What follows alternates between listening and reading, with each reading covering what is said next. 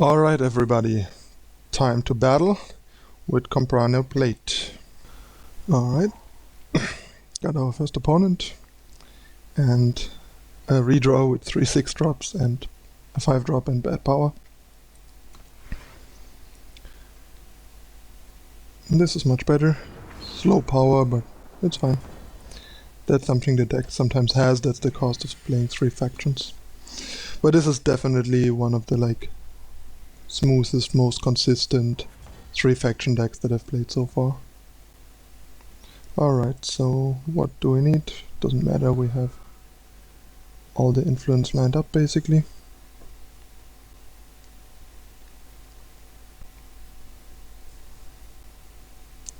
Our opponent takes his time to okay our Seek.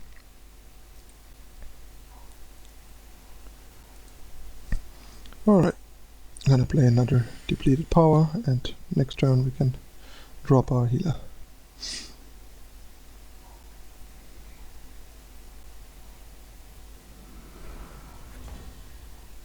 Alright, some more action for later.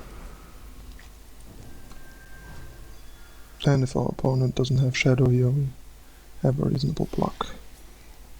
But he does have Shadow, so no block. At least not this turn. Next turn we can with Desert Marshal. I'm gonna silence for the double block.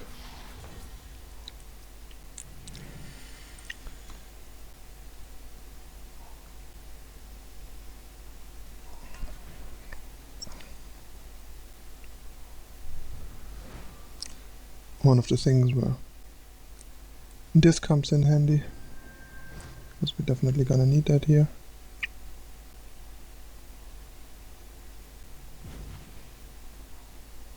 Because that allows us to block without losing our Desert Marshal, which means we have a potential double block later. There we go, gonna eat that.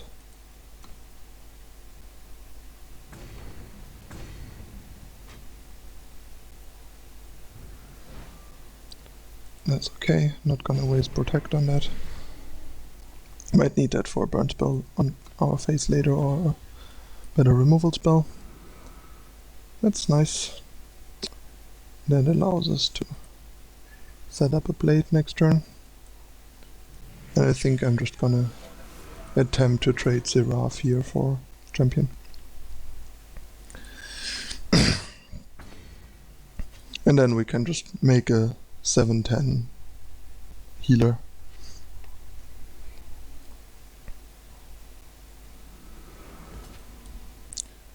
And gonna trade here.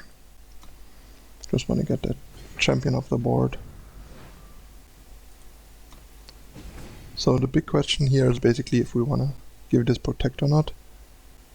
And I mean, he might run some Death Strike, so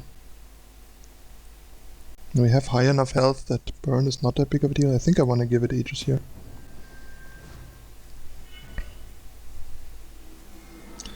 To set up a safe plate and then go on the offensive without punishment. And yeah, once we draw the 6 power for Jekk, the game ends pretty quickly here. And Jekk also provides backup for something like a Reaper. So it seems like he might have a Death Strike. I'm not gonna block here, because if he has Flame Blast, then yeah, that blows us out. And I really don't want to lose our win condition right now.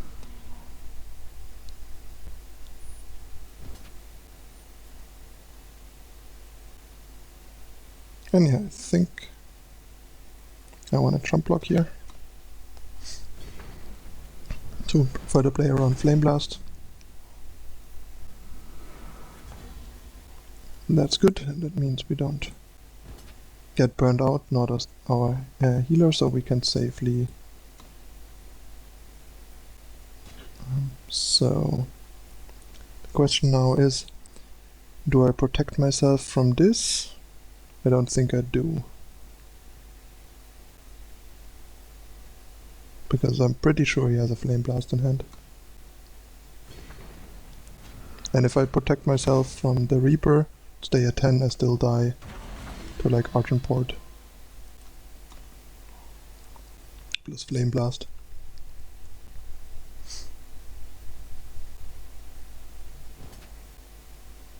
Block here. No reason not to, now that we have Protect.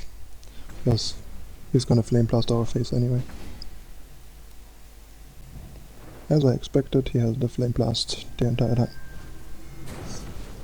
And win the game. Yeah, that's how you maneuver tricky situations with this deck, and that's how like important and great Finest Hour and Protect can be on the defense as well. Like, the deck showed nicely in this game how greatly it plays like an aggro control game. Like, we were more the control deck in the beginning, and then as soon as we dropped Blade on our healer, we started becoming the aggro deck and took over, and the opponent was desperately struggling to get rid of it and had to even waste the torch on it and couldn't stop it because I didn't play into his outs. Alright, we got our next opponent. Gonna redraw this, like 2 depleted power is not enough for my liking, especially on the play. I redraw most 2 power hands with this deck. This is much better. Yeah, gonna just play a depleted banner. Deck gets to often just play free depleted banner on turn 1, which is also great. So the banners are often like good on turn 1 or once you have the first unit, basically. I think I'm gonna play this just in case I have to play Desert Marshal or want to play Desert Marshal here, depending on what the opponent does. Since we don't hurt our curving here by doing so, we might as well go ahead and do it. Bit power heavy draw. At some point we might set up end of turn Marshal with Protect into Plate if there's nothing going on either side and we don't draw anything else.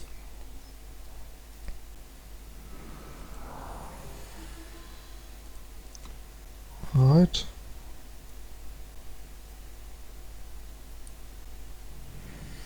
There we go. Looks like we are going for the Marshal into Plate.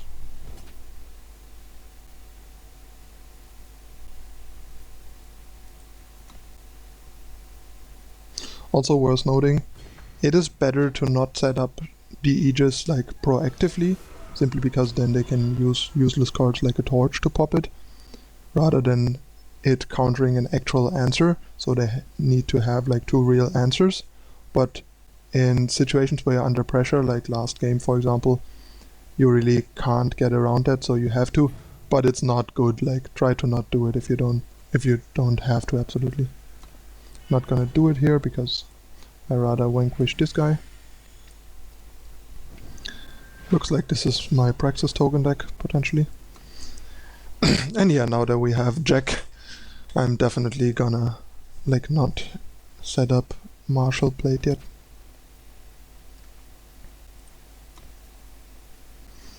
And try to set up Jekk Plate. I might try to do that with Protect actually.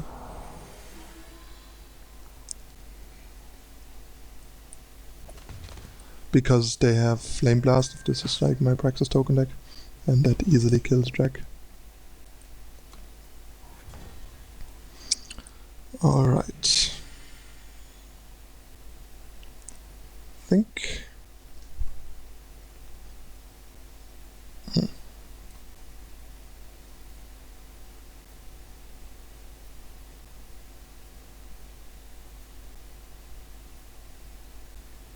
Don't feel like waiting on the 7th power here because that can take forever.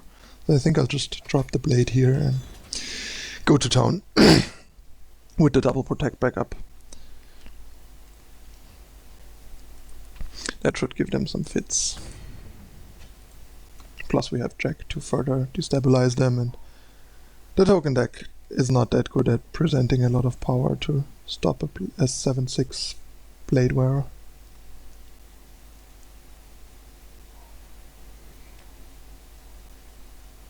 There's the first attempt at dealing with it.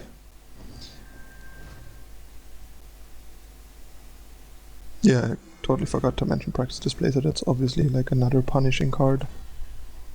Oh, we managed to get our Jekk out with protection even, which is great because then we can keep protecting our plate as well. And yeah, now the situation gets pretty tricky for our opponent.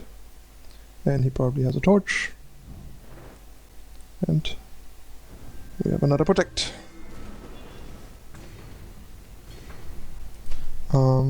I guess that would have been a reason to not target Displacer, so they lose Displacer rather than an Acolyte.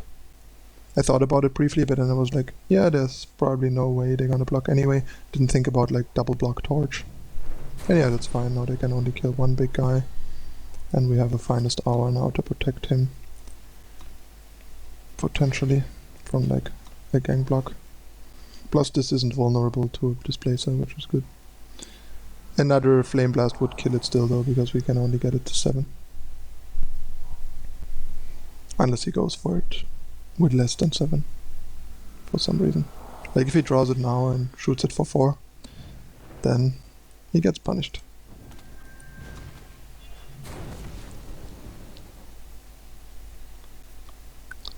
Awesome. Punishment is real. Plate off the top for the victory. Nope.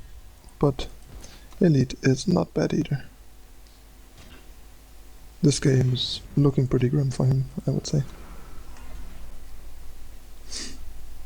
And yeah, the deck has a lot of ways to like outplay opponents and blow them out. It's pretty sweet. A third Flame Blast, really. I guess that puts us in an awkward spot now, given that he had Obelisk and a third Flame Blast.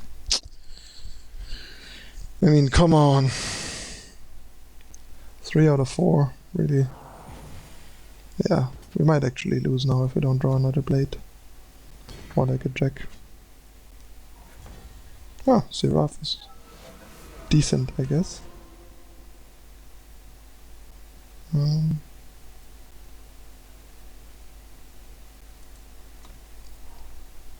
Not gonna do anything here. Gonna trade.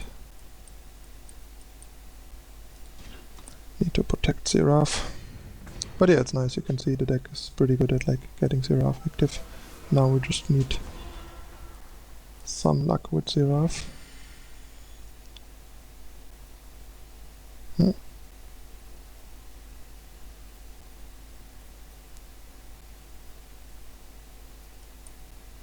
Like we can't activate Siraf, otherwise we die.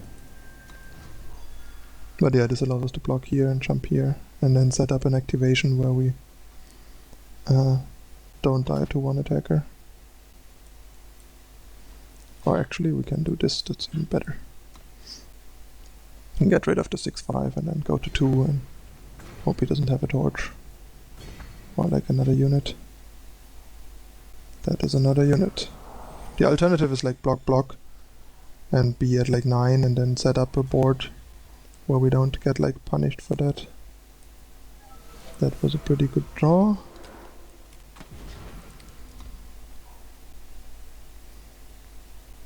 It's unfortunate that even like a favorite was lethal, but what can we do? Alright, thin our deck a bit, because why not? Activates him off. Nice! That's what I'm talking about. So as long as he doesn't draw torch, like the 3 torches and the 1 flame blast, we are in pretty good shape.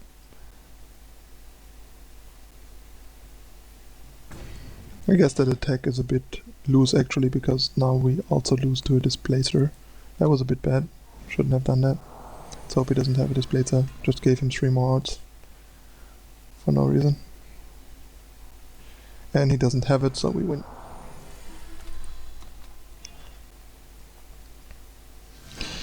That was close, but yeah, the attack with Jekk here was a bit bad, I think. Because that gives him 3 more odds to win the game. From 4 to 7 outs. That's not good. But yeah, hitting Marisen there was pretty clutch. But yeah, another nice game to showcase how to like maneuver with the deck and come back from behind, and how the deck is capable to like play kind of a grindy control game or an aggro game, depending on what the situation asks for and how the game plays out. That's a pretty solid hand, gotta keep that.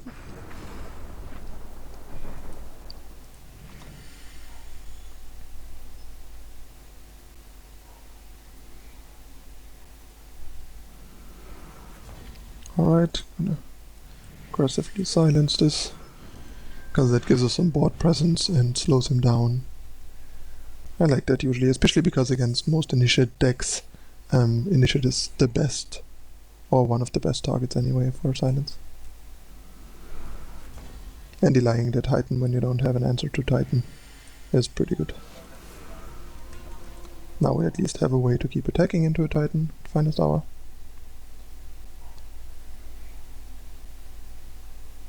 All we need now is some more power and maybe a plate.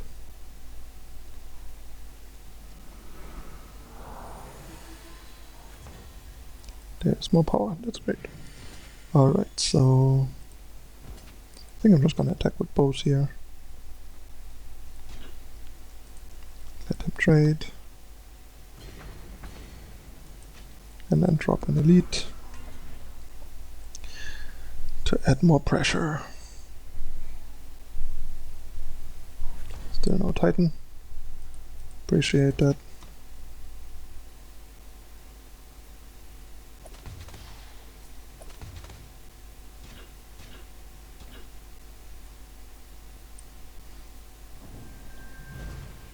Yep. The blowout. Get the last missing influence for Plate. And if we draw an undepleted power, we can check his initiate or his fatty if he has a fatty. Seems like he doesn't, so.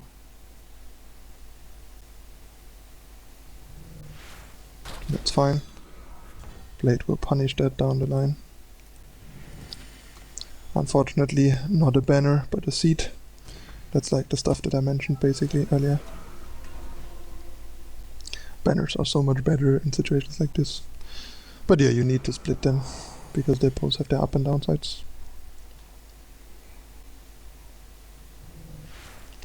Kind of a desperation crystallize.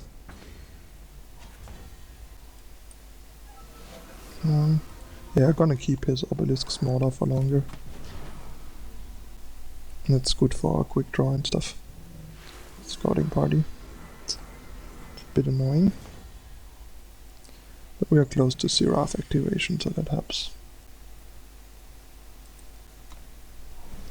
And if we draw a blade, we can just pop this permafrost, potentially. But I'll probably put it on Jekk, not sure. So we have almost like no bad draws at this point. Nice. Because either it's a card and we can play it, or if it's not, it's a power and it turns on our Siraf. Both is great. More Siraf. And I think it's time to get in with our Jekk here. The opponent only at 15 and really want to start pressuring him. And it's fine if he gets through with like one Yeti. He still like loses so much of his board. Nice. Alright, so I think I'm just gonna break this because it adds a bit more power to the board.